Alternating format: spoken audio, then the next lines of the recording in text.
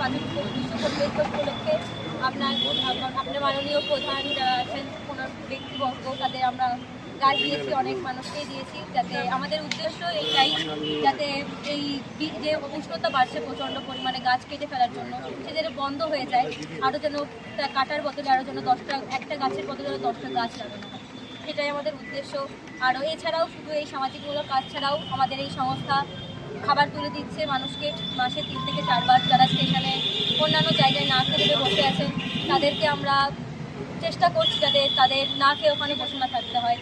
এমন কিছু কিছু পরিবারের আর্থিক সংস্থা সেভাবে হয় না যাতে, কিন্তু তাদের পরিবারে সন্তান মেধাবী হয়, তবে পরিবারের দিকে তাকিয়ে তারা পড়াশোনা চালাতে পারে না।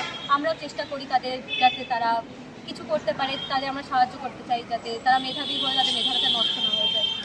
এই সমস্যায় কতদিন আছে? বর্তমানে 261 জন রয়েছে। আগামী দিনের উদ্দেশ্য কি? আগামী দিনে আমাদের একটাই উদ্দেশ্য, আমরা যে সমস্ত লক্ষ্যগুলো নিয়ে চলি সেগুলো যেন বাস্তবায়িত আমরা করতে পারি, তার জন্য সকল ব্যক্তিবর্গ প্রধান যারা আছে তাদের সাহায্য আমরা অবশ্যই কাম্য করি। এই চারা গাছ কাদেরকে দিয়েছে? চারা গাছ দিয়েছি আমাদের বিডিও সাহেব, তারপরে চাঁদপাড়া অঞ্চল অফিস, ইলাবাকি মহাশয়া, তারপরে দিয়েছি শান্তনা ঠাকুর, তারপরে সুব্রত ঠাকুর, বৈশাখী বর, বকচারা গ্রাম অঞ্চলে, তারপর Chandpara boys school, girls school, Chaugachha high school,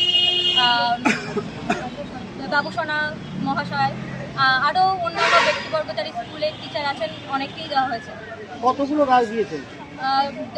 30-35 বেশি। বিভিন্ন সাংবাদিককেও আমরা দিচ্ছি।